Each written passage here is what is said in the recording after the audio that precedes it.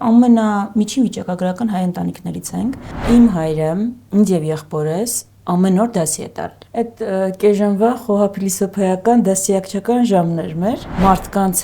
շրջանակներում ես դու ապրում պիտի աշխատես ուրիշներին նեղություն չտա, չկա աղջկա գործ, չկա տղայի գործ, բոլորը պետք է անեն նույն գործը, ամեն մեկը իր կարողությունների չափով։ Դասկին եթե չեմ սխալվում, ասում ամեն մարդ պիտի գնալու տեղ ունենա։ Այդ գնալու տեղը իմ համար, կարծում շատերի համար տունն է։ Այս պայքարը, այս կռիվը ինձ համար շատ անձնական կռիվ է։ Ես չեմ պատկերացնում երջանկություն առանց անվտանգ Հայաստան։ Վստահ եմ, որ ամենաուժեղ արարածն է մարդը մոլորակի վրա գոյություն ունեցող Հայաստանի Հանրապետության իմաստը հայկական պետություն լինելու մեջ է։ Քաղաքականությունը սովորաբար կոշտ է եւ անդեմ, բայց ես փնտրում եմ մարդուն այդ ամենի հետևում։ Ես Լիդիա Սահակյանն եմ, իսկ սա նուրբ քաղաքականությունն է։ Այսօրվա իմ հյուրը Քրիստինե Վարդանյանն է։ Բարև ձեզ։ Բարև ձեզ։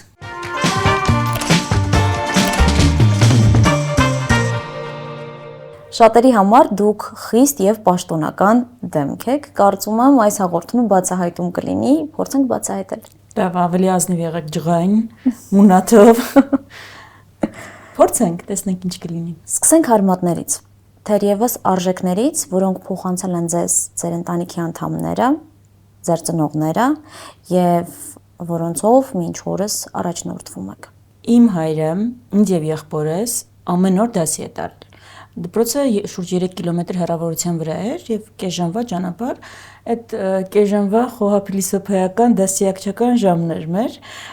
եւ այդտեղ ինչ որ խրատներ էր, դասեր էր, կյանքի վերաբերյալ։ Դե բոլորը բնականաբար չեմ հիշի, բայց մի միտք, որ երևի ամենաշատ կրկնվողն էր, որը տպվել է այդպես դաջվել է ուղեղի մեջ, որ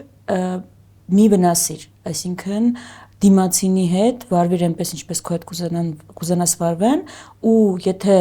լավություն չես կարողանալ վատություն մի արա դու պետքա այնպես ապրես այսինքն որ համակեցություն հիմա ես բարդ բառերով եմ ասում բայց միտքն էր որ մարդկանց շրջանակներում ես դու ապրում պիտի աշխատես ուրիշներին նեղություն չտա չգիտեմ որքանով է հիմիկվա երևի ավելի շատ կենտրոնանում եմ փորձում եմ երեխաների համար որ դու ես կարևոր եւ այլն մեզ հակառակ ա եղել որ դուք կարևոր եք, բայց ավելի կարևոր է ընդհանրությունը, հանրությունը ու այդ ուրիշին նեղություն չտալու այդ միտքը մեր մոտ ամեն օր տենց մեղվել է։ Հիմա դա երևի դարձել է դեվիզ չէ, բայց ապրելակերպ է դարձել։ Եթե կարող ես մի բան անել ինքդ, արա հնարավորինս քիչ խնդրանքներով դիմիր կողքիններին, բոլորը ունեն իրենց խնդիրները, ամեն ինչ քո շուրջ չի պտտվում եւ փորձեր այդ համակեցությունը պահպանել։ Եվ դա դարձել է նաև այնպես, որ հետո արդեն աստվածաշնչում ես դա նույնը բացահայտում ու հասկանում ես, որ ունիվերսալ օրենք է կյանքի։ Իսկ ձեր մանկության տունը, եթե փորձեք վերհիշեք, որ պահը, էմոցիան, զգացմունքը առաջին եկավ ձեր մտքին այս պահին։ Տներն էի հիշում, նախ մի քանիսն են եղել, ես նոր-նորքում եմ ծնվել, հայրս մայրս ծնվել են Երևանում, մենք նոր-նորքում արդեն իրար հանդիպել են նոր-նորքում, մի քանի տարի ապրել ենք այդտեղ, հետո արտերկիր ենք տեղափոխվել, այնտեղ ինչ-որ դրվագային հիշողություններ կան, հետո արդեն այն տանը, որտեղ հիմա մենք ենք ապրում, որը սեփական տուն է, այսինքն բակ կա եւ այդտեղ ծառեր ունենք, ինչ-որ փոքր ժամանակ լոլիկ եւ այդպիսի բաներ էին կաճեցնում, այդ բոլորը անցան մտքովս, այսպես շարքով անցան մասիվի տունը եկա, որը մինչեւ հիմա կա շենքը գնում եմ օրեղբայրս այնտեղ է, այդ բակը անցավ, այդ խաղերը մի պասենց միլիվարկյան, հետո անցավ ինչ-որ դրվագներ արտերկրից որտեղ եղել ենք, հեծանիվ կատու եւ այլն այդպես, հետո արդեն այն տունը որտեղ հիմա ենք, այդ լոլիկի հոտ եկավ, այդ շինարարությունը, որին մենք մասնակցել ենք, մեզ ընդհանրապես փոքր ժամանակվանից սովորեցրել են, որ չկա աղջիկ տղա, չկա մի բան, որ աղջիկը չի կարող անել, տղան պիտի անի կամ հակառակը, գուցե տարբեր չափերով, թեկուզ իրեր տեղափոխել, գործին մասնակցել, չկա աղջկա գործ, չկա տղայի գործ, բոլորը պետք է անեն նույն գործը, ամեն մեկը իր կարողությունների չափով, եւ այդպես մենք մասնակցել ենք մեր տան շինարարությանը պատվալը փորելուն, տունը կառուցելուն ու դրա համար այդ տունը հիմա անգին է, թանկի անգին է։ Ամենաջերմ անկյունը ո՞րն է, որտեղ ուզում եք վերադառնալ։ Տուն, այդ տուն ունենալու գաղափարը ընդհանրապես գրականության մեջ էլ է, չէ՞, օրինակ իմ սիրած պատմություններից մեկը Ոդիսականն է, այդ տան փնտրտուքը, այդ Դաստոևսկին եթե չեմ սխալվում, ասում ամեն մարդ պիտի գնալու տեղ ունենա։ Այդ գնալու տեղը իմ համար, կարծում շատերի համար տունն է։ Այսինքն մի տեղ, որտեղ դու ապահովես, ամեն մարդ գուցե տարբեր տեղ է համարում իր տունը պարտադրիչի, որ ծնված այդ վայրի եւ այլն, այնտեղ որտեղ գտել ես քո հանգստությունը, այնտեղ որտեղ քեզ ավելի ապահով ես զգում, այնտեղ որտեղ քեզ պաշտպանված ես զգում, այդ տունն է։ Հիմա այն տունը, որտեղ ես ապրում եմ։ Ու ասում են, չէ, որ տունը պատերը չեն, այլ մարդիկ են։ Հա, հաստատ մարդիկ են, բայց մթնոլորտն է, որը երբեմն պատերն են տալիս, այսինքն միջավայրը, օրինակ, այս տունը դրա համար եմ ասում, որ իմ համար գինչունի անգին է, որտեղ ամեն քար ընտանիքի անդամն է դրել, ամեն տեղ կապված է մեկի հիշողության հետ, կապված է տատիկիս հետ, որ էլ չկա, այդ բոլորը, չգիտեմ, եթե ուրիշ տեղ վստահ եմ հնարավոր է գտնել, չեմ ուզում բացարձականացնել, բայց նույնը հնարավոր չի գտնել։ Գուցե զգացողությունները մոտիկ կարողանաս ունենալ, բայց հիմա այս պահին առնվազն իմ համար դա տեղ է, որտեղ հիշողություններ, զգացմունքներ ու այդ ապահովության զգացումն է։ Այսինքն ամեն ինչ վատ լինի, գնաս քո տուն, քո սենյակը ու ծնողներիդ հետ։ Իհարկե, կարծում եմ տեղին է խոսել նաև ավանդույթներից, առհասարակ ինչպես էին ձեր տանը ծնվում ավանդույթները, պահպանվում դրանք, եւ առհասարակ կա սովորույթ, որը պիտի հիշեմ։ Որին մինչ օրս անդավաճան եք անկախ քաղաքական օրակարգի լարվածությունից, ծանրաբեռնվածության աստիճանից։ Մենք երբ խոսում ենք ընտանիքի մասին, իմ մասին ընդհանրապես, ես սիրում եմ ասել, որ մենք ամենամիջին վիճակագրական հայ ընտանիքներից ենք, այսինքն շատ ստանդարտ, այդ բառից ընդհանրապես չեմ վախենում, հիմա շատ մոդայիկ է ասել, ինչ յուրօրինակություն ունեք, բայց ինձ շատ դուր է գալիս, որ այդ միջին վիճակագրական հայ ընտանիք, իր հոգսերով, իր կենցաղով, իր սովորույթներով կամ դրա բացակայությամբ, այդպիսի սովորույթներ, չգիտեմ, եթե հատուկ ինչ-որ բան ունենք, բայց հնարավորինս ընտանիքով լինել եւ եթե օրեր կամ առիթներ կան, որ կարող ես իրար հետ նշել, օրինակ կարծում եմ բոլորի մոտ կամ մեծամասնության մոտ մեր համար նոր տարին օր է, որ պիտի իրար հետ լինենք, ընտանիքում լինենք, այս վերջին շրջանում փորձում ենք նաեւ ծնունդներ ընտանիքի անդամների այդպես բան ունենանք, իրար հետ լինենք, ընդհանրապես տատիկս երբ կար փորձում էր այնպես անել, որ գոնե ընթրիքը բոլորով իրար հետ լինենք, դա էլ միշտ չի որ ստացվում է, միշտ չի որ ժամանակին էր ստացվում, հիմա առավել եւս, բայց հիմա որ փորձեցի հիշել, նոր տարին երևի օրն է, որ ընտանիքը բոլորը փորձում է առնվազն մի քանի ժամ իրար հետ լինել։ Սովորույթներից երևի դա։ Անկեղծանամ, ձեզ խոհանոցում պատկերացնելը դժվար է։ Ասեցիք ամանոր, մտքից խոհանոց է եկավ։ Սեր ունեք խոհանոցի հանդեպ։ Ես չգիտեմ, չեմ կարող, հիմա դուք ինձ հարց տվեցիք, ես գնացի սիրում եմ թե չեմ սիրում, չեմ կարող այդ հարցին պատասխանել։ Իմ համար ըստ անհրաժեշտության է, իմ կյանքում ժամանակ է եղել, որ մենակ եմ ապրել արտերկրում, հասուն տարիքում եւ այդ ժամանակ այսինքն ես եմ պատրաստել, բնականաբար պիտի պատրաստել։ Իմ համար էսպես է, առանձնահատուկ կրքեր չունեմ, այս ոչ մասնագիտություն, ոչ ինչ-որ առանձին ուղղվածություններ, բայց ես որ ինչ-որ բանով պիտի զբաղվեմ, դրա մեջ հետաքրքրություն գտնում եմ, այսինքն եթե օքեյ, պետք է պատրաստես օրինակ առաջիկա 6 ամիս ինքդ քեզ համար, ուրեմն հետո ուսումնասիրի, տես ինչեր կարող ես անել, փորձի մի բան, որը չես փորձել, հիմա չեմ պատրաստում, սեր դրա համար չեմ կարողանա անվանել, երևի եթե սիրեի, կասեի, որ սիրում եմ, զգացած կլինի, բայց ըստ անհրաժեշտության ամեն ինչ էլ պետք է անել։ Ես սենց եմ պատկերացնում։ Իհարկե։ Մասնագիտությամբ միջազգայնագետ եք։ Դա մանկության երազանք էր, թե ավելի հասուն տարիքում կայացրած որոշում։ Ես ինձ թվում է չափազանցում, բայց ինչ որ էգզիստենցիալ կրիզիսի մեջ այդ նոտաները կարող լինեն։ Ես չեմ կարողանում ասել մասնագիտությամբ միջազգայնագետ եմ, ես ավարտել եմ միջազգային հարաբերությունների ֆակուլտետը, լավ եմ սովորել, վատ չեմ սովորել, հետո փորձառություն եմ ունեցել Եվրոպական խորհրդարանում։ Հիմա կարելի ասել այդ ոլորտում եմ, նկատի ունեմ իմ հանձնաժողովը, ազգային ժողովի միջազգային հարաբերությունների, արտաքին հարաբերությունների հանձնաժողովն է, բայց ես որ կարողանամ ասել մի բանի մասնագետ եմ, պիտի վստահ լինեմ, այսինքն որ մասնագիտական գիտելիքները թարմացված են, հետևել եմ բոլոր իրադարձությունների զարգացմանը, որը այդպես չի եղել, ես համալսարան ավարտելուց հետո բյուրոկրատիան չնախընտրելով IT ոլորտն եմ նախընտրել, մասնավոր ոլորտը, մասնավորապես IT-ին, ստարտափը ավելին, եւ ինձ դա է շատ դուր եկել, երկար տարիներ դրանով եմ զբաղվել եւ ասել, որ այնտեղ ինձ ամեն ինչ դուր էր գալիս ի հակադրություն պետական ոլորտի նշանակում է ոչինչ չասել, որ դուք պատկերացնեք, ես այժմ առաջին անգամ դպրոցական այցի շրջանակներում եմ եղել, են հիմա որ գալիս են ծափեն տալիս այդ դասարանից 2 հոգի ընտրեցին, մեկը ես էի, բայց իմ մասնագիտական համալսարանի մասնագիտական պրակտիկան ազգային ժողովում էր։ Ես առաջին այցից հետո ասացի, որ ես երբեք էլ ազգային ժողով ոտք չեմ դնի, չեմ ուզում, իմ համար շատ բյուրոկրատական էր, չափազանց դանդաղ ընթացք էր, ընդհանուր այդ տպավորությունը կար ու խոշորով չէի հասկանում երիտասարդը ինչ կարող է փնտրել այնտեղ ու գտնել։ Հիմա այնպես ստացվեց, որ իմ ասում են, երբեք մի ասա, երբեք այդ իմ դեպքն էլ եղավ, բայց մասնավոր ոլորտում օրինակ ինձ զրոյից իդեպ կամավորությունից հետո արդեն շատ լավ աշխատանք ինձ բավարարող այդտեղ ունեցել եմ, շատ լավ եմ ինձ զգացել, դրա համար ավելի հիմա եթե ինձ հարցնեք մասնագիտացումը երևի ամեն դեպքում project manager այդ մասով կկարողանամ ասել։ Իրադարձություններին հետևում եմ, հանձնաժողովը արտաքին հարաբերականն է, իհարկե փորձում եմ հնարավորինս պահել, այսինքն հետևել զարգացումներին եւ նաեւ արձագանքել, բայց վերջի տարիներին նաեւ ստիպված ավելի ներքաղաքական դերակատարությունն է իմ դեպքում եղել, դրա համար այդպես չեմ կարողանում ասել, եթե իմ մոտ մի բան կիսատ է, չեմ կարողանում ասել, ես ես ինչ բանի մասնագետն եմ, ես ես ինչն եմ, ես ինչով եմ զբաղվում։ Եթե ես օրինակ որևէ խմբի բոլոր ալբոմները ու համերգները չեմ լսել, չեմ կարողանում ասել, ես սիրում եմ այս խմբին, որտեղ իմ համար դա չես ճանաչում, ինչպես կարող ես սիրել։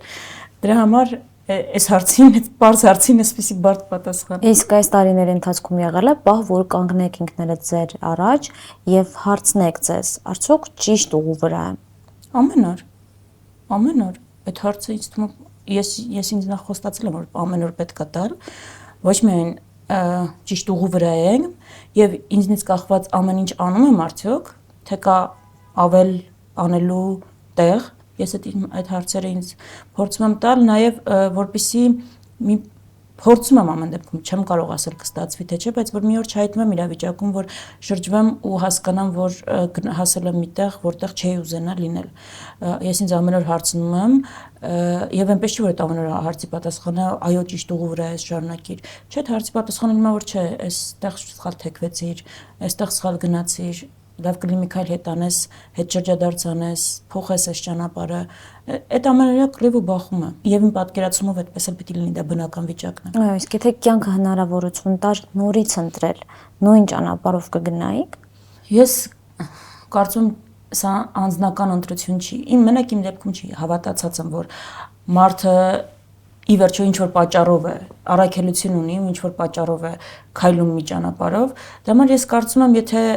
ծնվել եմ, այս ճանապարհով եմ քայլում, դա ինչ որ նպատակ եւ իմաստ ունի, եւ եթե հնարավորություն լիներ վերադառնալ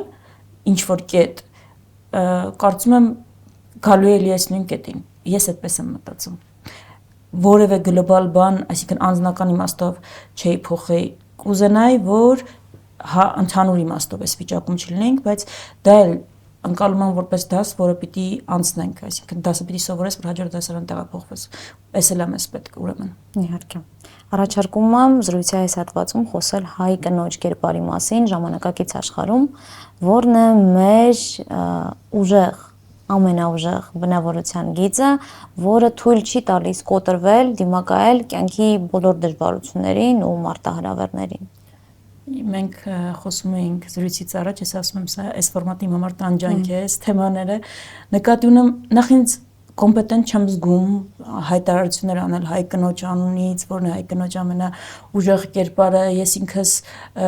ընտանիք չունեմ, երեխա չունեմ, վստահ եմ որ հարյուրավոր զգացողություններ եւ ապրումներ կան, որոնք պետք է զգաս, որ կարողանաս դատողությունները անել, բայց փորձեմ ամեն դեպքում, չգիտեմ եթե հայ կնոջ կամ այլ ազգայի կնոջ, ես մարդուն եմ հավատում, այսինքն մարդու ուժին եմ հավատում, վստահ եմ, որ ամենաուժեղ արարածն է մարդը, մոլորակի վրա գոյություն ունեցող, կարող է հարմարվել ցանկացած բանի, կարող է հաղթահարել ցանկացած փորձություն, ամենակատարյալ էակն է բնության իմ պատկերացմամբ, նույնը նաև կարող եմ ասել, այսինքն պրոյեկտելով մեծից գալով մասնավորի հայ կնոջ մասին, որովհետև պայմանավորված նաև մեր պատմությամբ էլ ավելի տոկուն էլ ավելի դիվանագետ, էլ ավելի դիվանագետ ասածը ոչ թե այդպեսի դիվանագիտական հմտություններ ունի, այլ եթե մի բան գիտի, որ պետք է, ինչպես դա այնպես անել, որ եթե պետք է ուրիշների համոզումը դառնա, կյանքի կոչվի ու ամենաբան բառը երևի մի բառով այդ տոկունությունը ինչքան բան են կարողանում հաղթահարել, ես մեկ-մեկ զարմանում եմ էլի համ պատմությունը որ նայում ես, համ հիմիկվա մեր օրերը որ նայում ես, արցախցիներին հանդիպում ես, էլի այդտեղից ես եզրահանգում անում, ինչքան բան ես կարողանում, ինչքան բան են կարողանում հաղթահարել, որտեղից այդքան ուժ։ Իսկ ո՞րն է մեր այդ ներքին հատկանիշը, մասնավորապես հայ կանանց, որը երբեմն թույլ չի տալիս պարզապես երջանիկ լինելս ցես։ Նվիրվածություն, երևի։ Գիտեք, փիլիսոփայություն կա դրա մեջ, մեր հատկապես մեր նման ազգերի համար, երբ կյանքդ ապրում ես նաև ուրիշների համար, հիմնականում ընտանիքի անդամների, դա զոհաբերություն է նշանակում, անխուսափելի, որպիսի ուրիշների համար, ուրիշներ ասած ընտանիքի անդամները կանանց դեպքում հիմնականում երեխաները իրենց ավելի լավ զգան։ Հիմա ես կարող եմ մայրիկի օրինակով ասել, եթե դնեն այսպես երեխաները թե ինքը, առաջի հորիզոնականում երեխաներն են միշտ։ Եթե ընտրություն կատարի երեխան երջանիկ լինի թե ինքը, վստահ եմ որ այդ ընտրությունը միշտ կատարվել է հոգուտ երեխաների։ Հիմա երևի դրա բանը նվիրվածություն ու այդ շարունակականության ապահովման գիտակցում։ Այսինքն, չգիտեմ եթե ձևակերպված թե չձևակերպված ենթագիտակցորեն, բայց մեզ մոտ կա եւ շատ լավ է որ դա կա, որ մենք պիտի շարունակականություն ապահովենք, մենք պիտի սերունդներ ունենանք եւ ոչ շատ քիչ, որպիսի անունը պահպանվի, ազգանունը պահպանվի, տեսակը պահպանվի, ուրեմն շատ բան զոհաբերվել է հանուն դրա, բայց արդյունքում չես իմանա երջանկությունը որ ձեռքաբերվել ավելին է, ես կարծում եմ որ ավելին է, քան անհատական երջանկությունը որ անհատը կարող է ունենալ։ Հիմա աշխարհում տենդենսը որն է, չէ՞։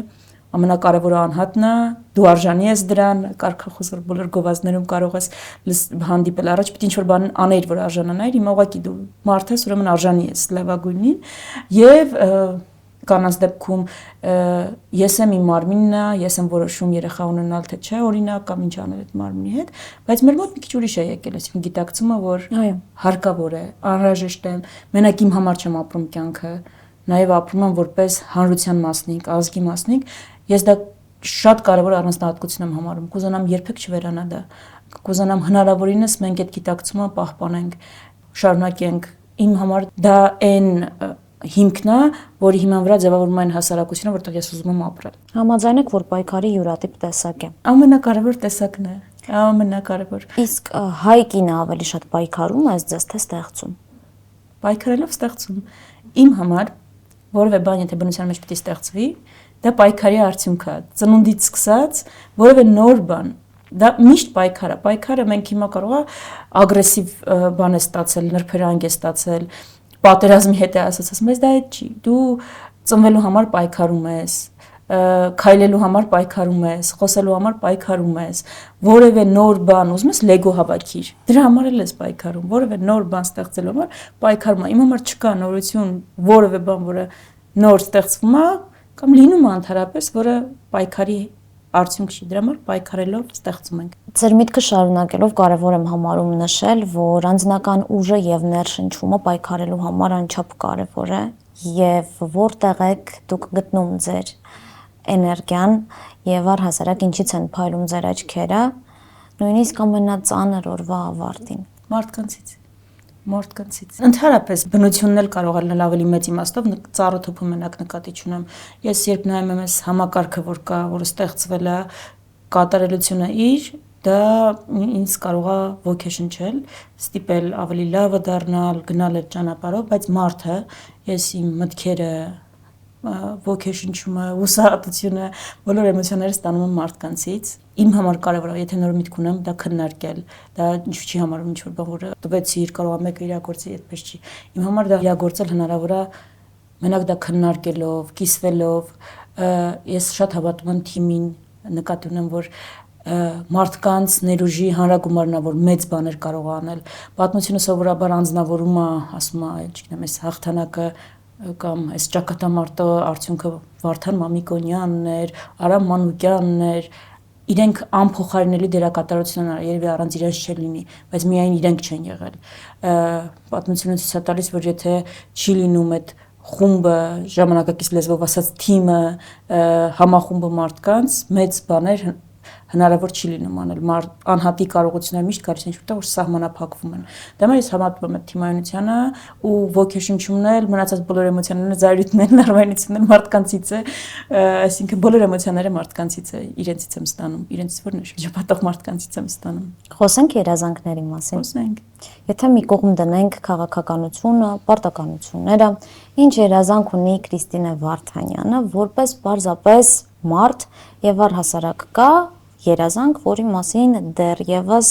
այսպես ասեմ, չկամարձակվում բարձրաձայնել։ Նայեք, էլի շատ անկեղծ պիտի պատասխանեմ։ Իմ համար չկա քաղաքական Կրիստինե Վարդանյան եւ ոչ քաղաքական, չկա անձնական ու հավաքական երազանքներ, չի բաժանվում իմ ոչ գլխում, ոչ սրտում։ Կա մի ընդհանուր պատկերացում։ Ես ուզում եմ երջանիկ լինել։ Դա բազմակոմպոնենտ բան է, այսինքն ինչպես կարող եմ, երբ կարող եմ երջանիկ լինել, բնականաբար երբ հարազատները կողքիս են, սիրած մարդիկ կողքիս են, երբ ինձ լավ եմ զգում, այդ լավ զգալու մասը ինձ մոտ առանց ընդհանրությունը, որ լավ լինի, առանց որ համազգային մակարդակով լավ ու ապահով լինենք, չի ստացվում, չի լինում ուղղակի։ Դրա համար այդտեղ անձնական ու անանձնական չի բաժանվում։ Ես շատ բան գուցե վիճահարույց պնդում անեմ, բայց այս պայքարը, այս կռիվը ինձ համար շատ անձնական կռիվ է։ Ես չեմ պատկերացնում երջանկություն առանց Հայաստան, առանց անվտանգ Հայաստան, առանց դժբախտ հասարակություն։ Դա իմ մոտ չի բաժանվում իրարից։ Դրա համար հա շատ անձնական է ինձ համար։ Ես պատկերացնում եմ, որ ես ուզում եմ երջանիկ լինել, բայց դա միայն պատկերացնում եմ Հայաստան, ուրիշ Հայաստանում, որտեղ այս խնդիրները, որ մենք հիմա ունենք, չունենք։ Դրա համար երազանք ասած այդպես ցանկությունը, երջանկությունն է, բայց ես նաև ունեմ այդ գիտակցումը կամ ինձ մոտ այնպես է, որ այդ երջանկությունը անկախտելիորեն կապված է երկրի ու հասարակության հետ։ Ես չեմ կարող կղզյակի պես երջանիկ լինել դժբախտ հասարակությունում կամ անվտանգ իրեն չզգացող հասարակությունում։ Ես այդպես եմ այդ կապը տեսնում, դրա համար էլ իմ համար, եթե հարցնեք երազանք են թաքուն, որին ես կարող եմ աղոթել դրա մասին, խնդրել դրանից, ես ուզում եմ, որ մեր ազգը, մեր երկիրը գա մի հանգրվանի, որտեղ մարդիկ հասարակությունն ավելի երջանիկ կզգա ու անվտանգ կզգա։ Ու դրանից որպես հետևանք մենք բոլորս ավելի երջանիկ կզգանք, ես այդպես եմ այդ կապը տեսնում։ Իդեպ ժամանակն է կարծում եմ արդեն անդրադառնալ նաև քաղաքականությանը։ Քաղաքականությունը ձեզ ավելի շատ կոփեց, թե փոխեց։ Կոփելով փոխեց։ Ես կարծում եմ, որ փոփոխությունները, այսինքն մարդու կյանքի ճանապարհը էվոլյուցիայի ճանապարհ է, գոնե ուզում եմ այդպես տեսնել, մարդկության պատմությունն էլ էվոլյուցիայի ճանապարհ է, անհատի ճանապարհն էլ պիտի էվոլյուցիայի ճանապարհ լինի, ու այդպես սերունդները պիտի գերազանցեն իրենց նախորդներին, հաջորդները իրենց նախորդներին, որ մենք առաջ գնանք, ոչ թե ռեգրեսիա ունենանք։ Շատ բան սովորեցրեց, շատ բան, դա դպրոց է, որով ես անցնում եմ, հաստատ կոփեց։ Երբեմն ասում եմ, որ ուղղակի գինն է շատ ծանր, որը վճարում ենք, եթե գինը այսպեսին չլիներ, ես կուզեի այս դպրոցի միջով անցնել։ Դա մի բան է, որը հմտություններ տարբեր սովորում ես, որը որևէ այլ դասագրքում չես սովորի։ Փորձառություն, որը որևէ այլ տեղ չես ունենա, կիրառական, այսինքն մենք հիմա պիտի գիտակցենք, այսինքն տեսակետից է կախված, ինչպես ես նայում, եթե մի տեսակետ կա, որ այդտեղից նայես, կստացվի, որ դու պատմական ժամանակներում ես ապրում, հայ ժողովրդի ամենապատմական ժամանակներից մեկում, ու դու գտնվում ես այդ նաև էպիկենտրոնում զարգացումների։ Հիմա եթե այդտեղից նայես, իրոք կարող է դա համարես նաև բացառիկ փորձառություն եւ բացառիկ հնարավորություն, բայց ելի եմ ասում, գինն է այս ամեն ինչի չափազանց, բայց մեկ է դրանով հանդերձել բնականաբար կոփեց այս ճանապարհը, փոխեցը վստահ եմ, որ նաև փոխեց, բայց դեպի որ կողմը պետք է շրջապատողները ասեն, այդ մի քիչ անձնական գնահատականներ տալ չեմ կարողանա, բայց վստահ եմ, որ չկա միակողմանի ազդեցություն, իրավիճակը ազդում է քո վրա, դու իրավիճակի վրա ու անխուսափելիորեն փոխում է քեզ։ Դեպի որ կողմ հուսով եմ, որ արժեհամակարգը կամ ուզում են, որ արժեհամակարգ այնքան ամուր լինի, որ երբեք ռադիկալ չլինի փոփոխությունը եւ արժեհամակարգի շրջանակներում լինի բարեփոխում, ոչ թե արժեհամակարգի դավաճանություն։ Դա իմ ցանկությունն է, բայց մնացածը արդեն պետք է շրջապատողները ասեն։ Իսկ ո՞րն էր ամենադժվար փորձությունը, որին բախվել եք որպես կին, ասում են, չէ, քաղաքականությունը տղամարդկանց աշխարհն է։ Կարծրատիպը։ Դրապես ասում են աշխարհն է տղամարդկանց, բայց դա կլիներ ոչ մի բան առանց կանանց։ Հիմա չգիտեմ, հա, այդպիսի ավանդույթ էլ կա, ավելի շատ են Հայաստանում հատկապես զբաղվել, ներգրավված եղել։ Ամենադժվարը ավելի շատ վստահ եմ կանանք գոնե այս փուլում թիրախավորվում են, ավելի շատ քննադատության են ենթարկվում, ավելի շատ քննարկվում են, բայց երևի դա էլ է նորմալ։ Մի ճանապարհ է, որը պետք է հաղթել, թեկուզ մտածելով, որ հարթում ես նաև այլ մարդկանց համար։ Ուզում եմ ասել, նայած ինչի վրա ես կենտրոնանում, լավ, ասենք կոմենտներ գրում են։ Okay, ինչի համար ես դու հայտարար, որ պայքարում ես ու ինչին պիտի ուշադրություն դարձնես։ Ես օրինակ չեմ կարողանում նեղվել, նեղանալ կամ ազդվել անծանոթ մարդկանց բանից, կարծիքից, բայց այդ բան կարծիքից նկատի ունեմ քո անձի մասին, ոչ թե օբյեկտիվ քննադատությունից, հա, այսինքն չի կպնում նրա ինձ, որ ասում են շատ վատ մարդ է, կարող է ինչ որ կոմենտ լինի։ Բայց կարդում եք կոմենտները։ Հա, կարդում եմ, փորձում եմ։ Մենակ կոմենտներ չեն, թերապես փորձում եմ հնարավորինս մարդկանց հետ խոսել եւ իմ մոտ չկա որ այդ վիրտուալը դա իրական չի, դա մեր իրականությունն է։ Ֆեյքերը այդտեղ իհարկե կան, բայց այդ ֆեյքերը հետևում են ինչ-որ մարդիկ նստած, պետք է հասկանաս, որն է ուղղորդված, որը չէ։ Հա, կարդում եմ, փորձում եմ հասկանալ դրա օբյեկտիվության չափաբաժինը եւ այս դրա անել դատողություններ, բայց անձնական բաները, այսինքն մարդ տեսակի վերաբերյալ, ինչ-որ բանի վերաբերյալ անծանոթների կոմենտները կամ բաները ինձ ես ուղղակի ասում եմ չեն ճանաչում այս մարդիկ ինձ անցնում եմ առաջ շատ ավելին որն է շատ ազդում են ինձ վրա մարդկանց կոմենտները, այսինքն մեկնաբանությունները, ոչ թե on-line դաշտում այն մտքերը, կարծիքը, ովքեր ինձ ճանաչում են եւ դա ինձ համար շատ կարեւոր է ես լսում եմ, կարող եմ վիճել, կարող եմ առանց վիճել ընդունել, դա ինձ համար կարեւոր է։ Խոսեցինք դժվարությունների մասին, կանանց այս ոլորտում, առավելություններ վստահ եմ շատ ունեք։ Խոսենք։ Երկսեր սուր է այսպես, կա դժվարություններ, բայց հիմա տարական ինչ-որ բան զիջելուց մինչև նախապատվություն տալ, մինչև դե քանի որ կին ես, այսինքն թույլ տալ, որ նաև քո ցանկացածով լինի, դա էլ կա, այսպես բան է, երկսեր սուր է, էլի, բայց չգիտեմ եթե հիմա այդ ավելի շատ գիտեք երևի սահմաններն են ջնջվում սահման ասածը ոչ թե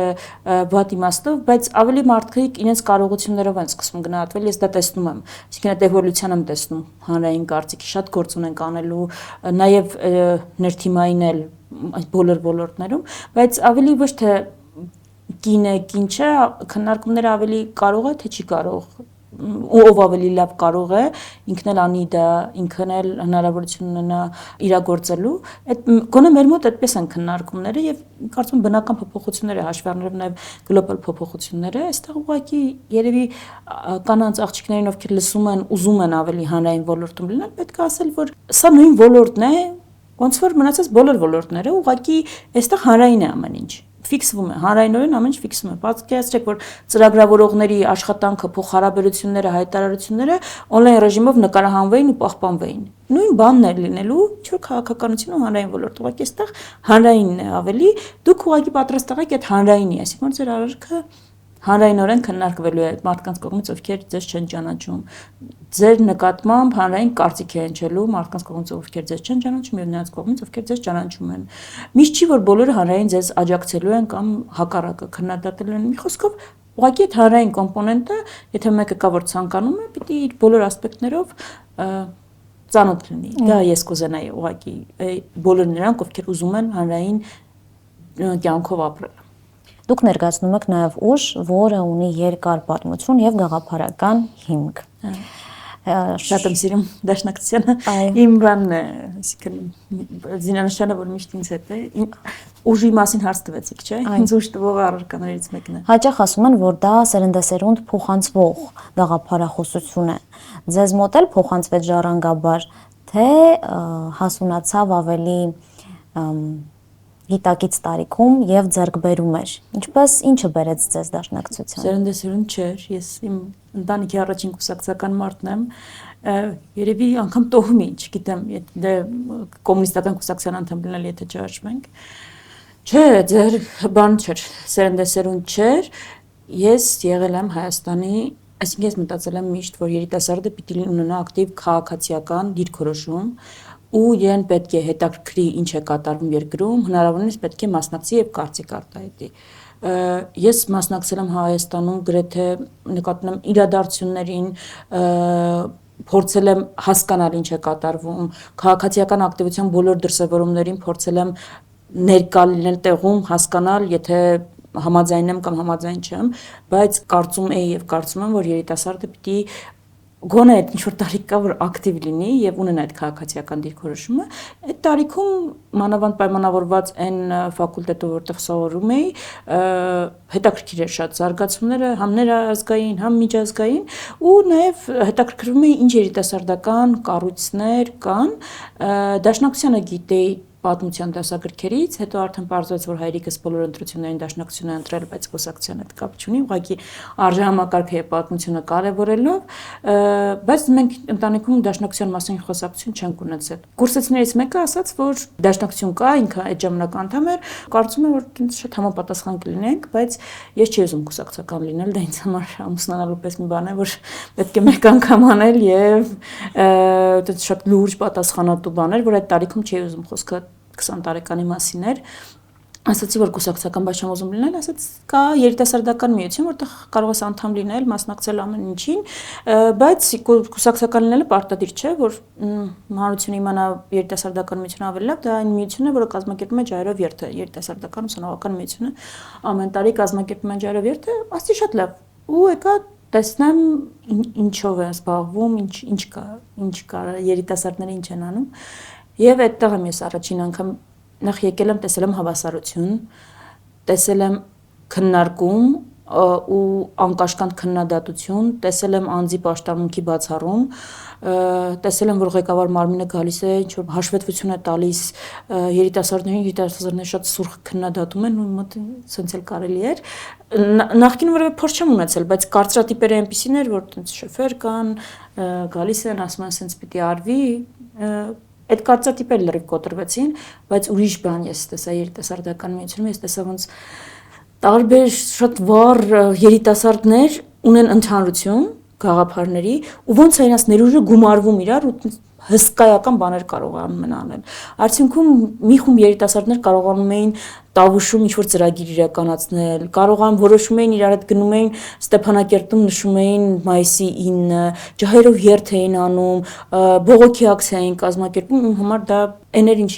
մագնիսի պես ձգել, այսինքն տեղ, որտեղ անհատները ունեն ընդհանուր հիմք, այդ հիմքը ձևավորում ես ու հետո արդեն մնացածը շատ հեշտ է լինում, այսինքն մեկը կարող է գալ, ասել ես սենց գաղափար ունեմ։ Ու վերջ դու արդեն ունես 200, 300, 500, 100 երիտասարդներ, ովքեր պատրաստ են, եթե դու համոզել ես այդ գաղափարը, որ կամ պետքա գնալ արշավանել, կամ պետքա գնալ այս ցույցը անել, կա արդեն պատրաստ են, ենթակառուցվածքները ստեղծված են, քեզ մնում է միտք ունենալ եւ համոզել դրանում բոլոր ու դրա հնարավորությունը բոլորը ունեն։ Դա ինձ մագնիսի պես ձգել է միջև հիմա էլ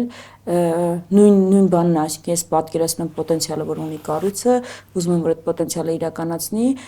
ես կարծում եմ որ այն արժեհամակարգը, որ կա դաշնակցության մեջ, շատ մոտ այն արժեհամակարգին, որ ունի ընդհանուր առմամբ հայ ազգը, ու շատ այն արժեհամակարգն է, որը մեզ պետք է զարգացման համար, հուսամ, որ միշտ էսպես կկարծեմ եւ շատ մեծ կապվածություն ու սեր ունեմ այս կառույցի նկատմամբ 6 կամ 7 տարի հետո դարձա կուսակցական երիտասարդական միության անդամ լինելուց հետո այդ ընթացքում հարցրեցի ճանաչել կառույցը հիմա որ քննադատում են մեկ-մեկ ցենքանցի ծաղելի է որտեղ շատ ավելի բարդ հարցեր ես ինքս ինձ տվեցի դաշնակցության մասին որտեղ կուսակցական չեմ եղել այդ ընթացքում էի սովորում եւ այդ հարցերին բոլորի պատասխանները ունենալով այսինքն պատմությունը ուսումնասիրելով այդ բոլոր վիճահարույց դրվագները եւ այլն մեկ է համոզված եմ որ սա այն ինչ պետք է մեր ազգին ու նաեւ 18-ից հետո 18 իրադարձություններից հետո հասկացա որ ոչ մի բան իմ մոտ չի փոխվում դեռ կուսակցական չէի 18 հայտնի իրադարձությունների ժամանակ հասկացա որ ոչ մի բան չի փոխվում ես ունեմ պատկանելիության զգացում ես զգում եմ, որ պատկանում եմ այս կառույցին, ես լրիվ զգում եմ, որ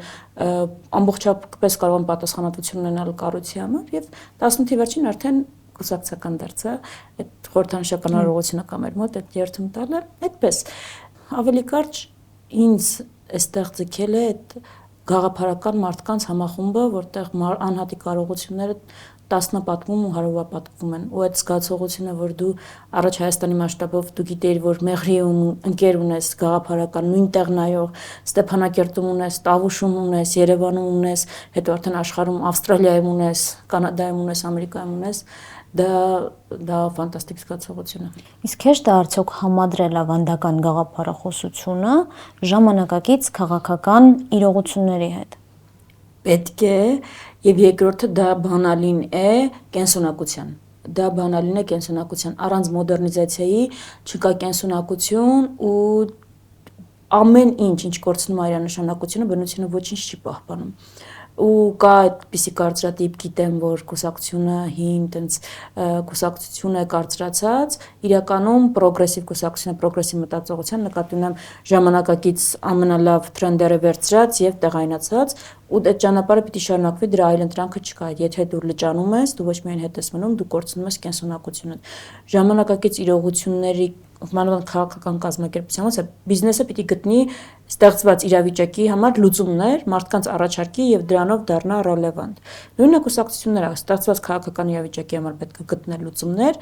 առաջարկել ու դառնալ ու մնալ ռելևանտ, դա միակ ճանապարհը։ Եթե դու չես առաջարկում ժամանակակից խնդիրների համար լուծումներ, դու բան չես, ինչ որ թանգարանային նմուշ չես, որ պիտի դնեն ինչ որտեղ պահեն։ Դու պիտի կենսունակ լինես, իսկ կենսունակության բանալին ժամանակակից իրողություններին համարժեք ու համապատասխան լինելն է։ Բայց համաձայնեք, որ դժվար է հավատարիմ մնալ երբեմն գաղափարներին, քան հարմարվել իրականությանը, հաճախ մարդիկ հարմարվում են։ Պետք չի հարմարվել, բայց իրականությունը կա իրականություն քեզնից գուցե անկախ ստեղծվել է։ Հիմա դու այդ իրականությունը կամ փոխել, կամ պահպանել, կամ հաղթահարել, պիտի կարողանաս ինչի հիման վրա։ Այդտեղ է գալիս, իմ համար իրար չեն հակասում։ Քո արժեքային հիմքի վրա պիտի այդ իրականությանը արձագանքես։ Պետք չի դավաճանել արժեքներին, կամ եթե դավաճանում ես արժեքներին, այդ իրողությունն է, որ կարող է, եթե մի անգամ անեցիր, անընդհատ նույն ճանապարհով գնաս։ Իրականությանը պետք է արձագանքել հավատարիմ մնալով քո արժեքներին, իմ համար դրանք իրար չեն հակասում։ Ինչի պիտի իրականության արձագանքը ենթադրի արժեքներին դավաճանություն, հակառակը։ Կարող է իրականության ամենաճիշտ արձագանքը մի հատ նայել ինչով ես անցել, ինչի միջով ես անցել ու ինքը մի հատ անջատել աղմուկը ու հետ գնալ արժեքներին ու այնտեղ գտնել բանալին։ Ինձ թվում է տենց ավելի հեշտ է, կամ գուցե իմ մոտ ավելի հեշտ լինում, որովհետև ես գոնե հավատացած եմ, որ մարդկության պատմության մեջ նոր որպես այդպեսին ոչ մի բան չի ստեղծվում։ Սյուժեները նույնն են, գործիքները նկատի չունեմ, մենք հիմա ունենք ինտերնետ, առաջ չի եղել ինտերնետ, ունենք հեռախոս, առաջ չի եղել, բայց եթե նայենք Արիստոտելն ու Սոկրատեսը ինչի մասին են մտածել, ինչ խնդիրների մասին ու մենք ինչ խնդիրների, դրանք նույն խնդիրներն են, բարոյական խնդիրները, քաղաքական խնդիրները, ազգային խնդիրները, ուրեմն այդ բանը միանշանակ լուծումները հնարավոր է արժեքային համակարգերի մեջ գտնել։ Ապագայի տեսլականի մասին։ Ինչ Հայաստան եք ուզում փոխանցել ձեր զավակներին տարիներ անց։ Զարգացող, մրցունակ, ես ուզում եմ Հայաստան, որտեղ մարդիկ ուզում են վերադառնալ, ոչ թե որտեղից ուզում են գնալ։ Ես ուզում եմ Հայաստան, որտեղ մարդիկ կռիվ են անում Հայաստանի քաղաքացիության համար, որտեղ այդ անձնագիրը պաշտպանում է որտեղ լինի հայը ու տալիս է հնարավորություններ, ոչ թե զրկում է հնարավորություններից։ Ես ուզում եմ հայկական Հայաստան, որտեղ կան մեր մշակույթը, մեր սովորույթները, մեր սոցիալ-մշակութային կապերը, մեր լեզուն, մեր երգերը, մեր տոները, ու դա է իմաստը Հայաստանի Հանրապետության։ Եթե այդ ամեն ինչը չկա, ես չեմ կարողանա բացատրել ինչի է մեզ պետք Հայաստանի Հանրապետություն, որ կարող ենք Բելգիայում ապրել, կարող ենք Ճապոնիայում ապրել, Հայաստանի Հանրապետության իմաստը հայկական պետություն լինելու մեջ է։ Ես ասում եմ հայկական մրցունակ պետություն, որտեղ հայը անվտանգ է, երջանիկ է, զարգանում է հայկական մշակույթը ու որտեղ հայը ուզում է ապրել, ոչ թե որտեղից մարդը մտածում է ոնց գնա դեպի այլ երկրներ։ Այս հաղորդաշարի շրջանակում բոլոր հյուրերին տվել եմ այս հարցը եւ յուրաքանչյուրը պատասխանել է յուրատիպ, կցանկանայի լսել նաեւ ձեր պատասխանը։ Իհարկե ֆանտաստիկայի ժանրից է, բայց եթե ունենայիք կախարդական փայտիկ, ինչը կփոխեիք քաղաքականության մեջ։ Հենց քաղաքականության, որտեղ մի բան չի փոխելու, բայց երևի այդ արժանքահեն գործիչների դերակատարների ավելացումը։ Ես չեմ ուզում, որ բոլորս ունենանք նույն արժեքները եւ լինենք լրիվ նույնական, բայց ես ուզում եմ, որ բոլորս ունենանք արժեքներ, որտեղ ու կարմիր գծեր, որոնց եթե մարդու ունի կարմիր գծեր, ուրեմն նշանակում ունի սահմանափակումներ եւ չի կարող իրեն բաներ թույլ տալ, որը կարող են թույլ տալ կարմիր գծեր չունեցողը։ Ես կուզենայի այդ արժանքահենությունը լինել եւ մեզ առաջնորդող ուժ բանը լիներ տեսլական այդ հայկականությունը։ Մնացածի հետ ամեն ինչի հետ հնարավոր է աշխատել, հնարավոր է բանավիճել, բայց ունենայինք արժեքներ ու կարմիր գծեր, որոնք չեն հատվում, կարծում եմ, շատ կօգներ մեզ։ Հաղորդման սկզբում ես նշեցի, որ դուք ինձ համար բացահայտում եք։ Կարծում եմ ես բացահայտեցի ձեզ, բայց եթե կա հարց, որը չեմ հնչեցրել, բայց որին դուք կցանկանայիք պատասխանել, խնդրեմ։ Չէ, ես լրիվ չեմ մտածել հաղորդման մասին եւ չեմ պատրաստվել հարցերին, որպեսզի հնարավորինս անկեղծ եւ ազնիվ ստացվի եւ եթե դուք ունեք որևէ հարց, որը կարծում եք բաց է մնացել, սիրով պատասխանեմ, ես իմ կողմից հարց չկա։ Առաջարկում եմ պատասխանեք իմ բլից հարցերին։ Եկեք։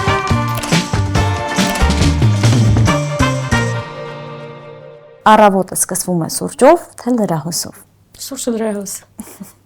Ինչն է ձեզ ստիպում արտասվել։ Ամեն ինչ։ Մարդկային ցանկացած անկեղծ էմոցիա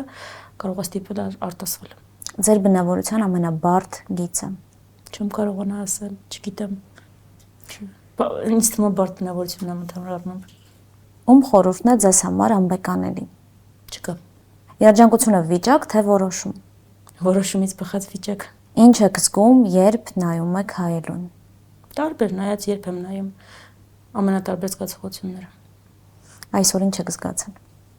Վերջին անգամ որ նայեցի, okay, ամեն ինչ կարող եք նկարանել։ Որն է ձեր կյանքի գլխավոր հաղթանակը։ Չկա, դեռ չկա։ Կլինի, եթե իրավիճակ փոխվի Հայաստանում։ Որն է ձեր սիրելի գիրքը։ Ունաբարդ սիրելի չէ, ամենատպավորած երկու հեղինակ ունեմ, ամենասիրելի ես Դոստոևսկին եմ շատ սիրում, ինձ ամենաշատ տպավորած հեղինակն է եւ Բորխեսին եմ շատ սիրում, առանց ստեղծագործություն չեմ կարողանա առանձնացնել։ Հայ լինելու ամենադժվար կողմը։ Ավելի շատ փորձություններ պիտի հաղթարես, ավելի շատ ջանք պիտի գործադրես,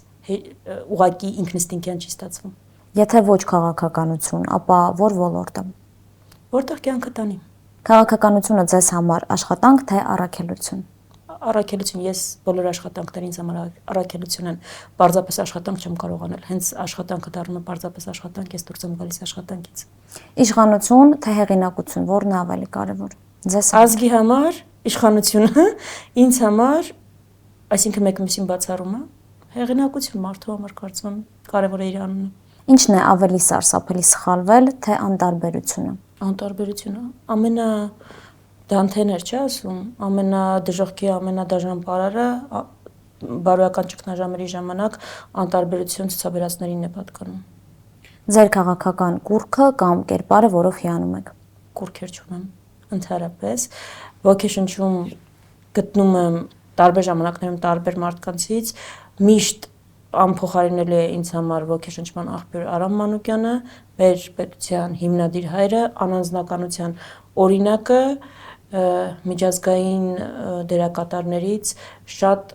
հաճախ վերադառնում եմ Գոլդա Մեյերի, Իսրայելի վարչապետ Գոլդա Մեյերսոնի կենսագրությանը, այնտեղ շատ բաներ փնտրում եմ, երբեմն շատ կարևոր բաներ գտնում եմ։